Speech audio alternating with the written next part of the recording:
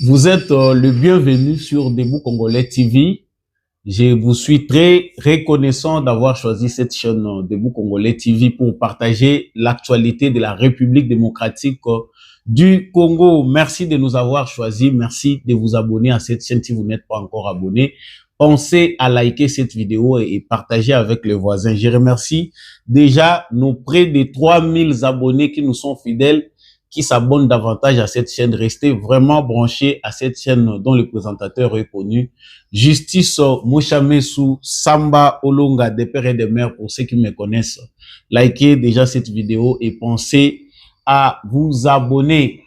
L'actualité en République démocratique du Congo, c'est cette réunion dont nous devons parler qui s'est tenue à Gisenyi, d'après des sources concordantes entre quelques militaires rwandais et des caciques, des kabylistes du parti PPRD, Parti pour la reconstruction, Parti politique pour la reconstruction de la démocratie, PPRD en sigle.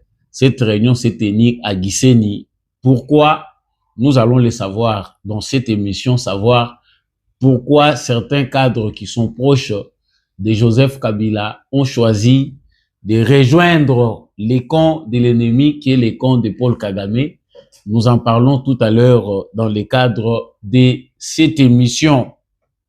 Dans cette émission, nous allons parler de l'attaque de la base de la SADC par le M23. Le mouvement terroriste M23 a attaqué une base de la SADC. C'est à Goma que ça s'est passé. Après des communiqués où ils ont essayé d'impliquer la SADC et la MONUSCO dans les jeux qui s'étaient faits à Goma la semaine passée. Ils ont tenu d'attaquer les positions de la SADC. Nous allons savoir ce qu'est la position de la SADC, qu'est-ce que l'Afrique du Sud va faire parce que c'est une provocation. Nous en parlons tout à l'heure dans cette émission.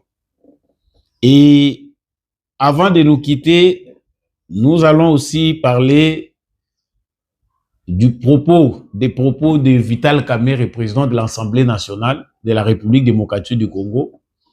Ces propos devenus viraux, où certains les considèrent comme une insulte au peuple congolais qui vit vraiment une situation critique. Le président de l'Assemblée nationale du Parlement congolais, Vital Kamerhe, réclame du papier. En tout cas, ça fait longtemps, dit-il, qu'ils utilisent leurs propres moyens pour s'acheter du papier pour faire fonctionner l'Assemblée nationale. Cette situation ne doit pas perdurer. Ils ont besoin des moyens à la hauteur de cette institution. Nous allons essayer de décortiquer avec vous cette actualité qui fait vraiment rage dans les réseaux sociaux, savoir si Vital Kamerhe a raison ou pas de revendiquer les papiers en pleine plénière. Et c'est là, sa vidéo a passé dans toutes les chaînes de la République démocratique du Congo. Et avant de nous quitter, bien sûr, nous allons parler de ces soldats des forces armées de la République démocratique du Congo qui a mis fin à sa vie. Il a tué sa compagne, il a tué ses 7 enfants, il a tué un voisin. Ça s'est passé ce matin vers 4 heures au camp Kokolo, quartier 5, dans la commune de Kinshasa. Et après avoir tué ses propres enfants et sa femme et un voisin, il s'est donné lui-même la mort. Nous allons aborder cette question comme une parenthèse de cette émission pour essayer d'interpeller les autorités militaires et politiques sur la santé mentale de certains militaires au sein des forces armées de la République démocratique du Congo. Voilà les sujets que nous allons aborder avec vous tout à l'heure dans le cadre de cette émission.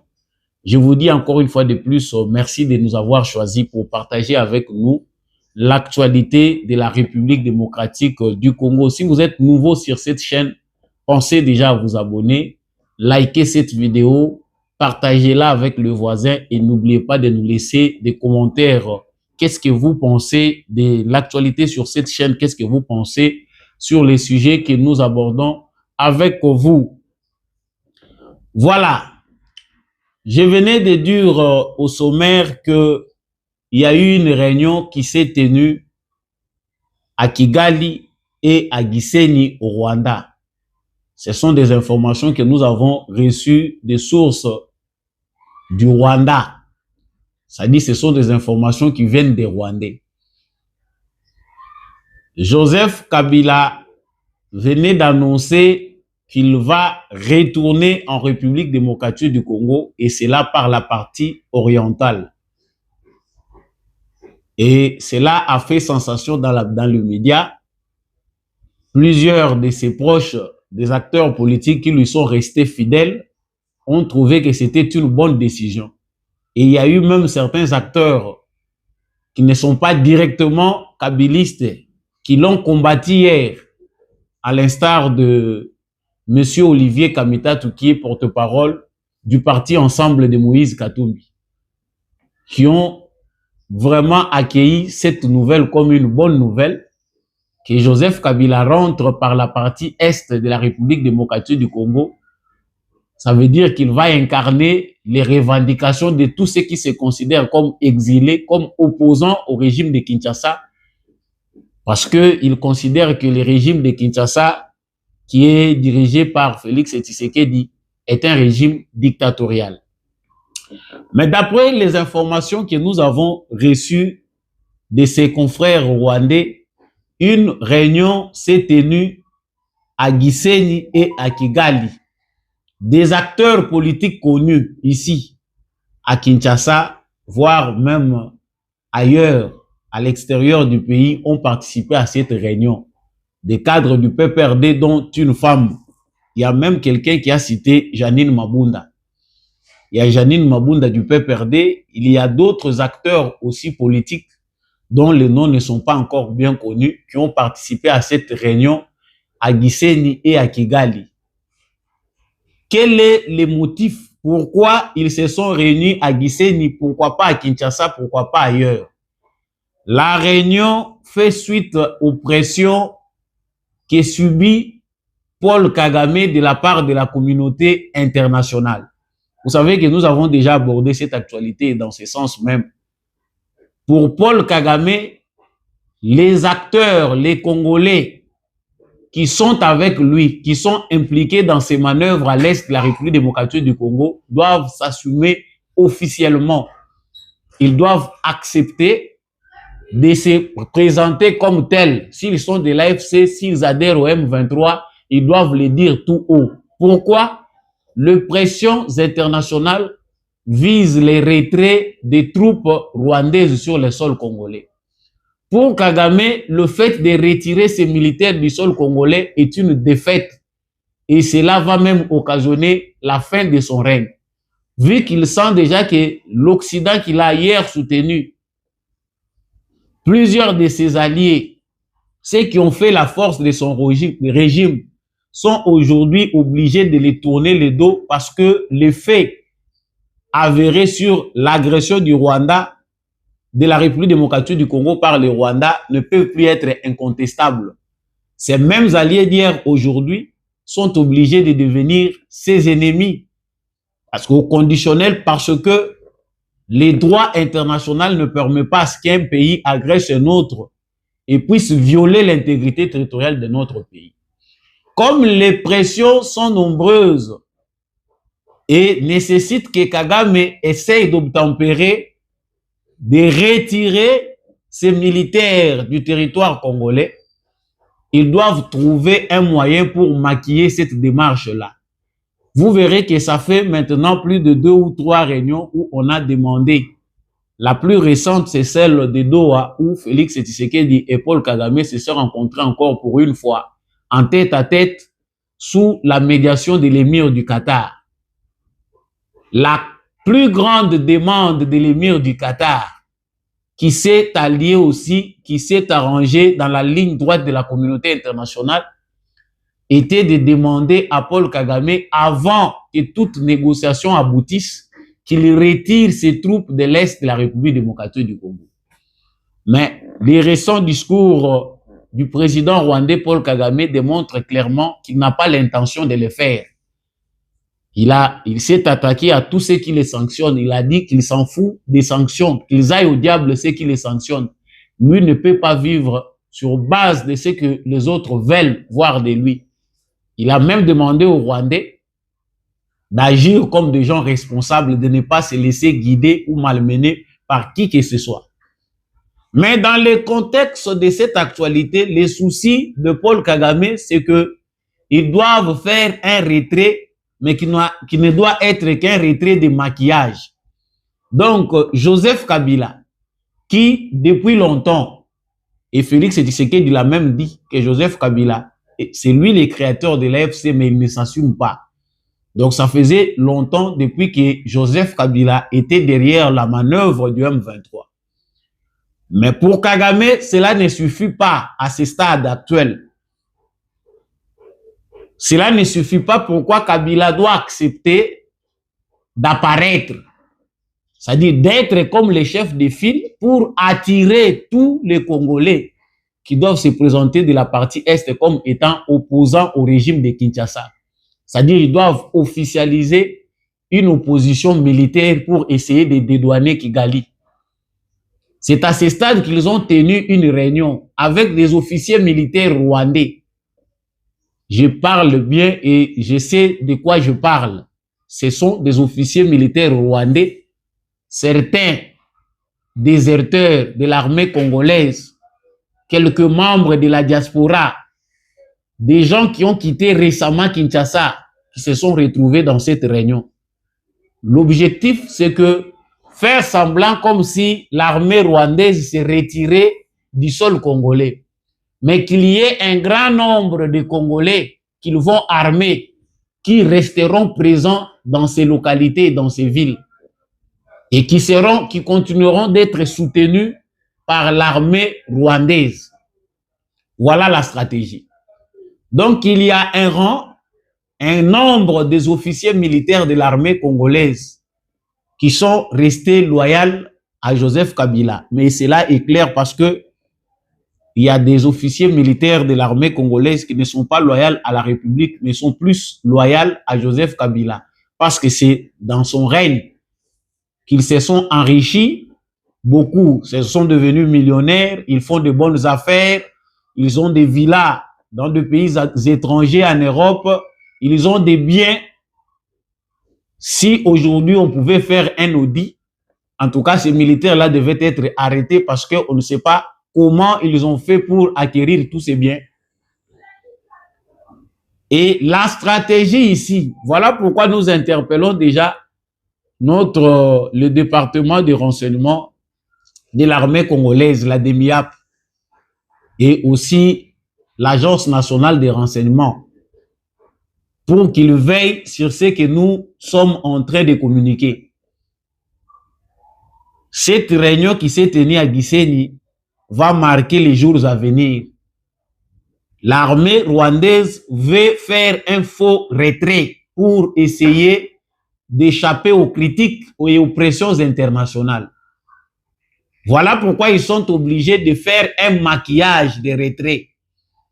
Et Kabila, dans son rôle, il sait que c'est dangereux pour lui d'être au fond et en permanence. Mais Kagame l'a convaincu d'être présent. Ils ont même fait pression à tous les Congolais qui ont adhéré à ces mouvements, qui sont dans la diaspora, d'être présents sur le terrain. Pourquoi ils insistent sur leur présence? Parce que ces Congolais-là de la diaspora et ces militaires-là qui parlent à longueur de journée, qui critiquent Tshisekedi, qui disent qu'ils appartiennent à ces mouvements militaires, doivent s'afficher pour permettre au Rwanda d'avoir le souffle. Parce que Kagame n'en peut plus. Au niveau international, c'est lui, celle qui est acculé. Les Nations Unies, les États-Unis, le Royaume-Uni, l'Allemagne, la Belgique, pour ne citer que ce pays-là, font pression sur le Rwanda. Et le seul moyen, parce que ce n'est pas pour la première fois que M. Paul Kagame le fait, président du Rwanda, il l'a fait lorsqu'on a recruté Nanga avec l'aide de Joseph Kabila. La mission, c'était d'avoir une forte mobilisation des Congolais pour maquiller l'agression rwandaise. Faire que ce problème-là est un problème qui ne concerne que les Congolais. Et Il n'a rien à voir là du Rwanda. Et vous allez même constater aussi que la rhétorique de Joseph Kabila va dans le même sens. Les gens se sont étonnés pour se demander pourquoi Joseph Kabila, qui lorsqu'il était au pouvoir, condamnait l'agression. Il a essayé de condamner l'agression rwandaise. Il a parlé de M23 comme étant un mouvement, une rébellion qui a été soutenue par le Rwanda. Mais lorsqu'il n'est plus au pouvoir, Joseph Kabila change le langage pour dédouaner ce même M23 qu'il avait combattu et liquider, voire le mouvement selon les informations officielles.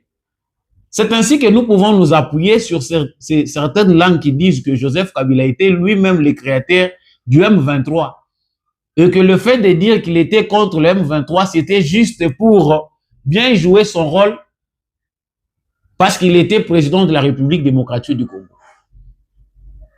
Donc, cette information est à prendre avec beaucoup de sérieux. Nous insistons pour que nos services, les services de renseignement congolais puissent s'atteler sur ces dossiers. Le recrutement n'est pas fini. Félix Tshisekedi s'en est bien sorti en regroupement les Wazalendo. Et la plus bonne décision de Félix Tshisekedi à ce stade, c'est d'avoir doublé les salaires des militaires congolais. Je pense que ceci a donné encore plus de la motivation à certains Wazalendo et voire même certains militaires de l'armée congolaise qui étaient déjà attirés par la corruption pour trahir et traverser de l'autre côté. Si aujourd'hui Félix Tshisekedi a doublé les salaires, ça dit quelque part il a compris ce que nous sommes en train de donner comme information. C'est encore dangereux parce que il faut veiller sur les officiers militaires de l'armée congolaise.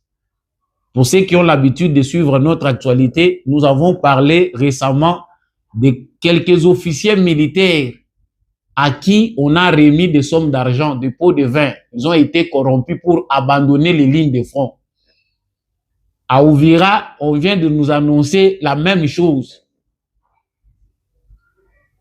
Que ceux qui coordonnent les activités de l'autre côté demandent aux Wazalendo qui ont combattu, défendu pour que la cité ou la ville d'Ouvira ne tombe pas. On veut les déplacer de ces coins-là pour les amener ailleurs.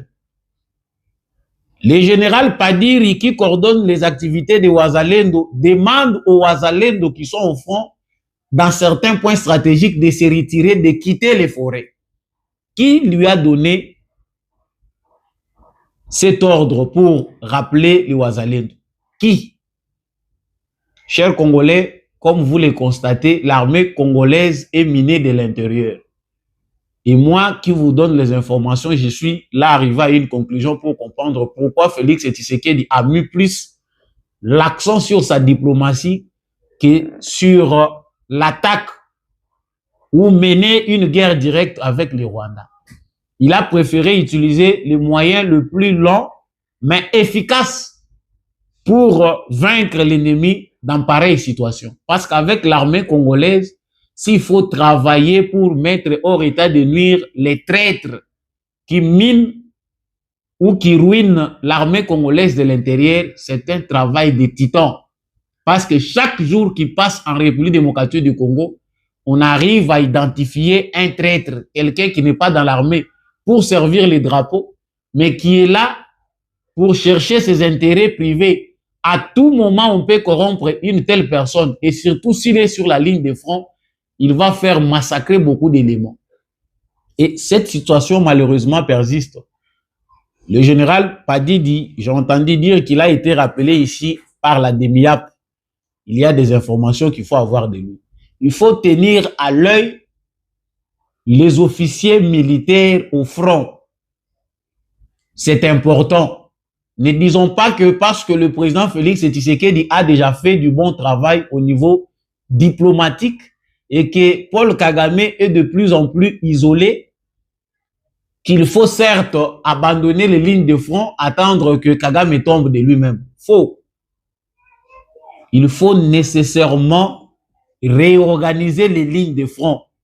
Et ça ne fait pas partie de notre domaine. Nous parlons ce que nous pouvons parler, mais nous savons que les informations sur le plan militaire, les informations de guerre sont extrêmement sensibles. Et ce que nous parlons ne sont que des bribes d'informations. Donc, cette réunion de Kigali, je pense qu'elle va donner encore l'occasion pour qu'il y ait quelques arrestations à l'intérieur du pays. Ceux qui pensent qu'ils ne sont pas surveillés, ils sont surveillés. Ceux qui pensent que eux ne peuvent pas être arrêtés parce qu'ils le font dans le cadre d'une opposition qui semble être républicaine, risquent aussi d'être interpellés. Il y a des cadres du PPRD qui n'arrivent pas à contenir leurs sentiments. Ils ont bel et bien compris que Joseph Kabila, c'est un peu ça ce qui se passe lorsque les leaders essaient de s'élever. Même s'il est malade, mais il suffit qu'il s'appuie sur sa canne pour se mettre debout. En tout cas, ses adeptes vont chanter la victoire, même imaginaire, parce que le leader est debout. Mais le fait pour Joseph Kabila d'apparaître n'est pas un signe de force. D'après toutes nos analyses, on comprend que c'est un signe, un grand signe de faiblesse. Cette position ne les sécurise pas. Si Joseph Kabila doit encore vouloir utiliser les officiers militaires congolais pour amplifier l'insécurité, servir de béquille à Paul Kagame pour déstabiliser davantage l'Est du Congo, ça sera trop tard pour lui, il n'y a plus de chemin de retour.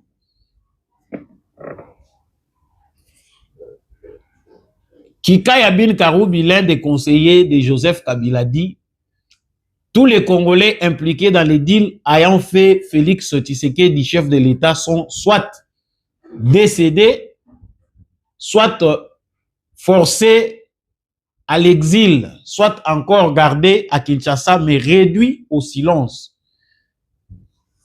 Toute Congolaise ou tout Congolais qui dénonce quoi que ce soit dans la gouvernance de Félix Tshisekedi est d'office qualifié pro-rwandais, alors que le chef de l'État est la cause première de l'agression actuelle.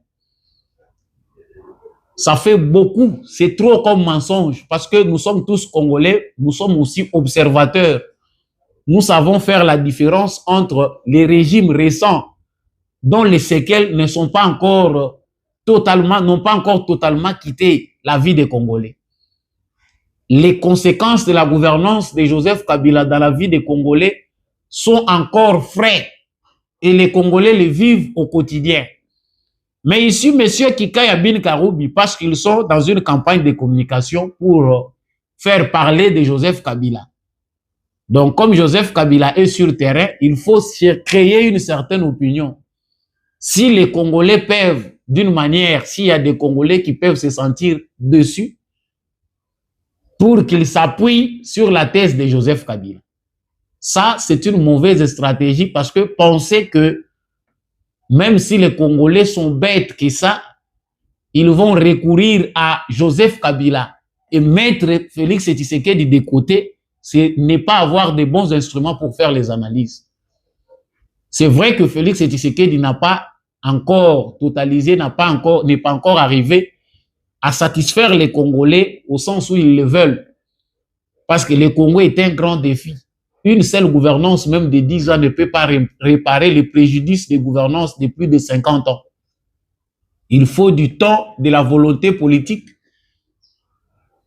et un bon nettoyage de l'environnement politique congolais pour parvenir à de bons résultats. Ça peut décevoir certains qui ont besoin de voir les résultats directement. Mais c'est ça la réalité. Il dit que ceux qui sont impliqués dans les deals ayant fait de Félix Tshisekedi, chef de l'État, sont soit décédés, soit forcés à l'exil, soit gardés à Kinshasa, mais réduits au silence. Qui sont ceux-là qui sont réduits au silence, qui sont soit massacrés, soit tués? La logique scientifique, parce que tous ces gens qui entourent Joseph Kabila sont scientifiques. La logique scientifique voulait à ce que lorsqu'on prouve quelque chose, qu'on ait des éléments à présenter. Lorsqu'on dit que Félix Tshisekedi, ceux qui ont fait un deal avec lui sont décédés. Qui sont ceux-là qui sont décédés? Parce qu'ils étaient dans les deals. Ils ont participé avec Félix Tshisekedi. les deals pour que Félix Tshisekedi accède au pouvoir. Il n'a pas donné malheureusement des listes. Il n'y a pas de noms qui sont forcés à l'exil parce qu'ils ont participé au deal. On ne sait pas. Par contre, nous voyons Ramazani Shadari vivre au Congo. Nous voyons les Mova Sakani ici. Nous voyons l'ancien directeur de cabinet Némi Moulania qui vit aussi. La majorité des kabylistes vivent à Kinshasa. Ils ne sont pas en exil. Donc, M. Bin Kikaya Karoubi, même si nous devons l'être neutre, mais ces propos frisent la honte. Si la honte pouvait exister dans les dictionnaires de certains kabylistes, M. Kikaya Bin Karoubi ne pouvait pas tenir de tels propos. Nous n'avons pas dans la liste ici combien de kabylistes sont décédés parce qu'ils ont assisté au deal Tshisekedi Kabila. On ne voit pas qui sont en exil. On ne sait pas qui sont en exil parce qu'ils ont participé au deal. Qui sont réduits au silence. On vient de les voir récemment comment Ramazani Shadari, le Olivier, qu'est-ce que j'allais encore citer ici, et tous les autres cadres du PPRD, ils sont libres de s'exprimer, ils vivent à Kinshasa. La gouvernance de Félix Tshisekedi, tous ceux qui critiquent sont qualifiés de pro-Rwanda. Non, c'est faux. Ceux qui commettent des actes qui sont similaires aux actes posés par les Rwandais en République démocratique du Congo sont qualifiés de pro-Rwandais parce qu'ils ne sont pas à chercher. Ils sont comme ça nombreux dans le parti Ensemble de Moïse Katumbi. Ils sont comme ça nombreux qui se disent kabylistes, mais dans leur manière d'agir, dans leur communication, on les sent très proches de Kigali ou de Paul Kagame parce qu'ils défendent la même philosophie.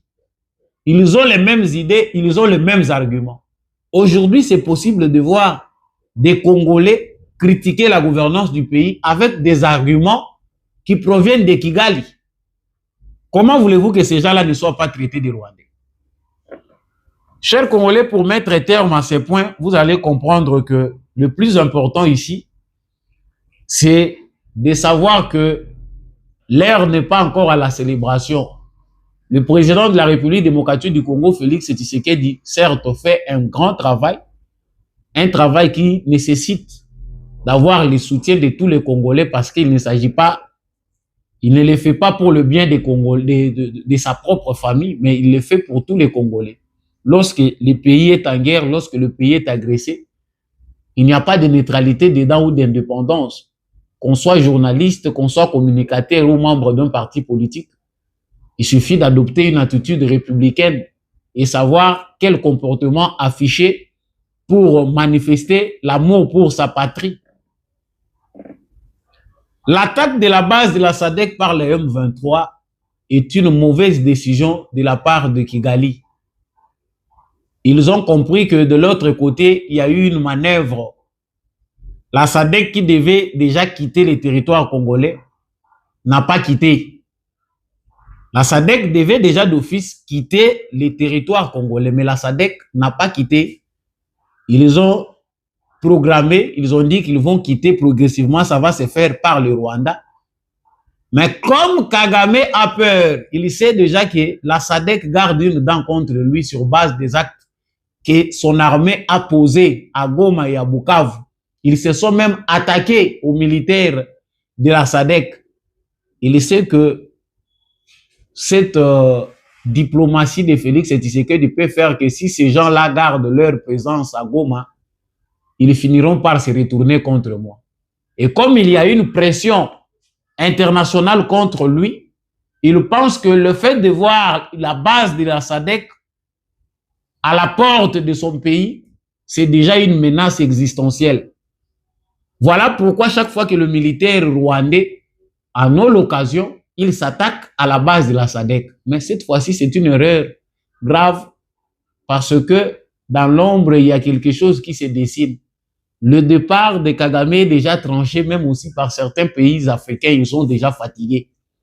Le pays comme l'Afrique du Sud, l'Angola, pour ne citer, voire la Tanzanie, Il y a des pays comme ça à choisir par-ci, par-là qui sont déjà décidés eux aussi d'entendre chaque fois parler du problème à l'est du Congo. Et même lui, Kagame, sait que les vents qui a frappé l'Occident sur base de la pression et que l'Occident lui a tourné le dos, ce même vent-là peut frapper aussi en Afrique pour que certains Africains puissent les charger davantage.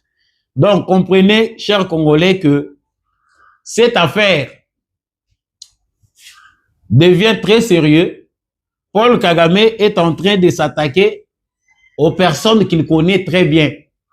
La SADC à Goma est vue comme une menace existentielle pour Paul Kagame. Et s'attaquer à la base de la SADC ne sera pas sans conséquence.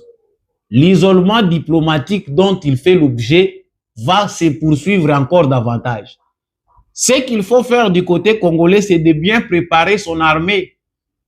Parce qu'une fois, Kagame sait très bien que sa marge de manœuvre, la marge de manœuvre de son existence comme président du Rwanda, la carte se joue au Congo. C'est au Congo que ça se joue. Une fois ces militaires retirés totalement du sol congolais, c'est fini pour Paul Kagame. Il sait qu'il n'a plus d'utilité. Voilà pourquoi il pense que tout doit se jouer, la guerre finale doit se jouer en République démocratique du Congo.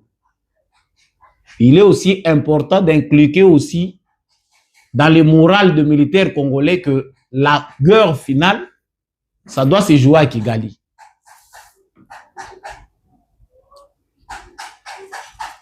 J'ai parlé ici des propos du président de l'Assemblée nationale de la République démocratique du Congo, la chambre active ou la chambre basse du Parlement congolais. Les propos tenus par Vital Kamerhe au sein de l'Assemblée nationale,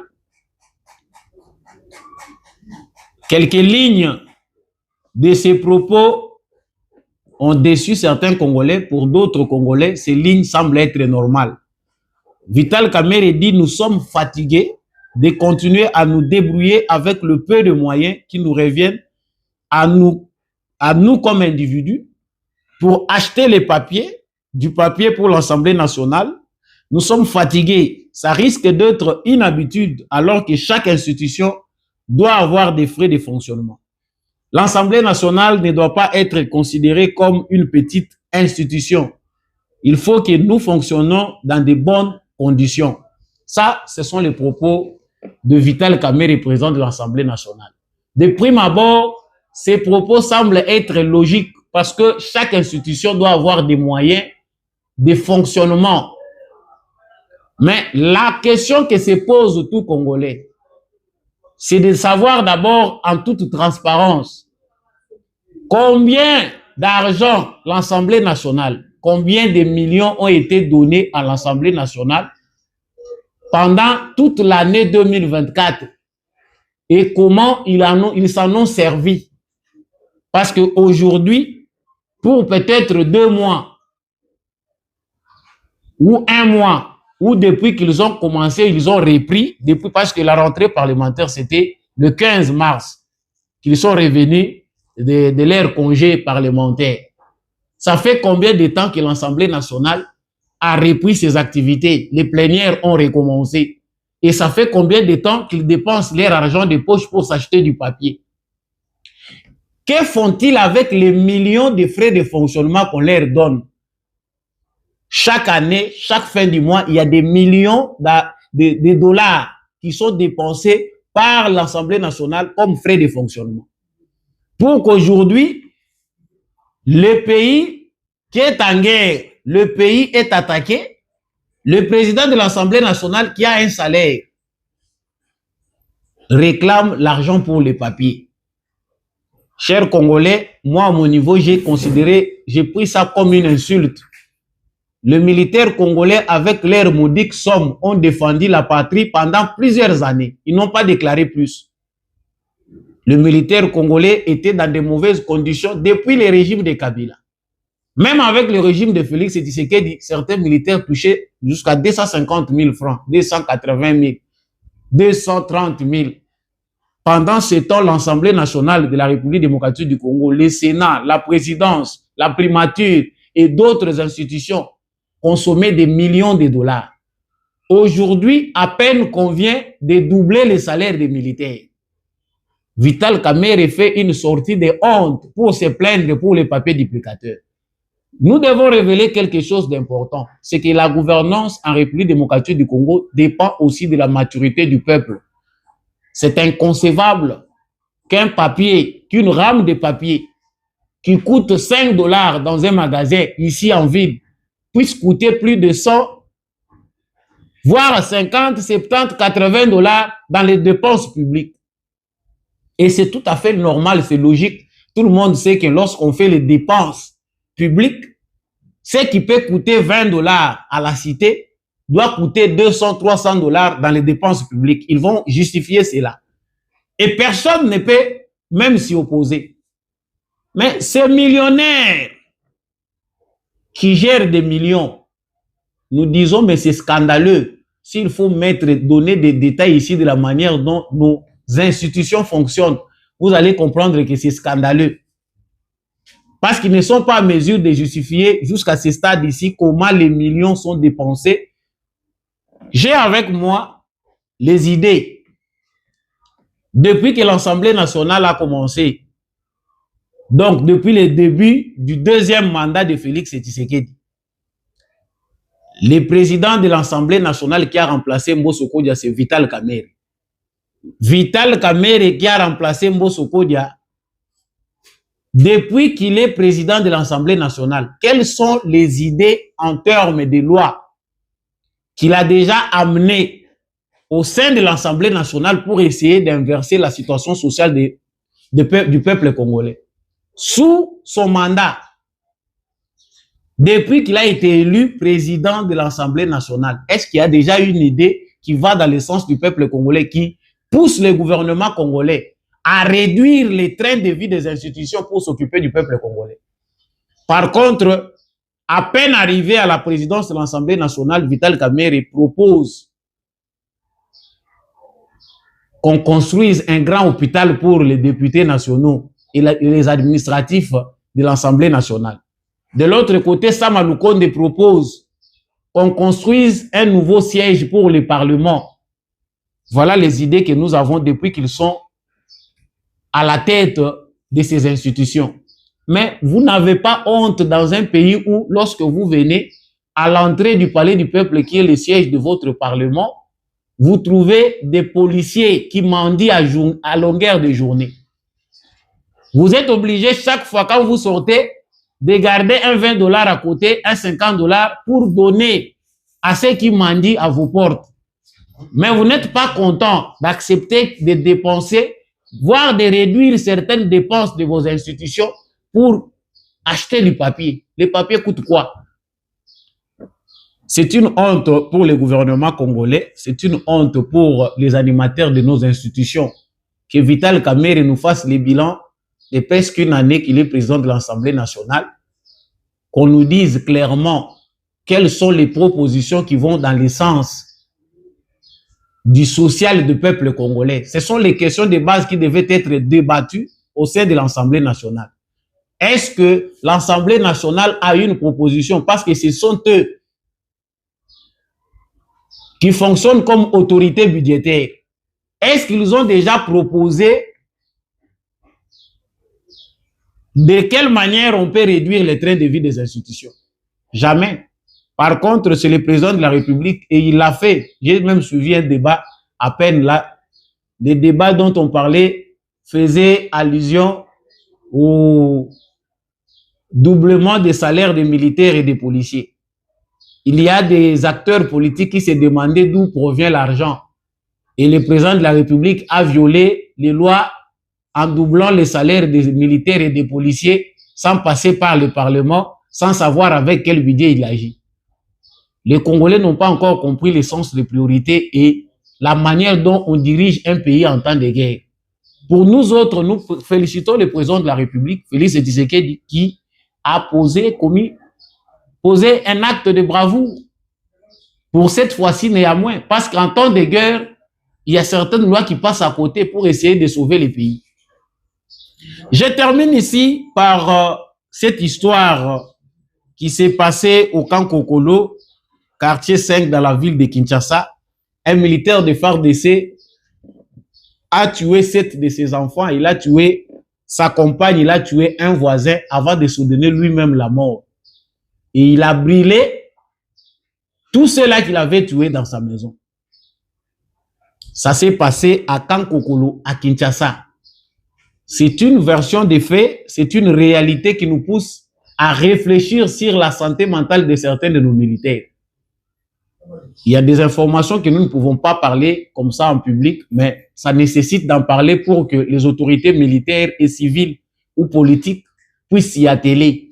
C'est possible de tourner dans la ville de Kinshasa et rencontrer un militaire fou avec la tenue des forces armées de la République démocratique du Congo.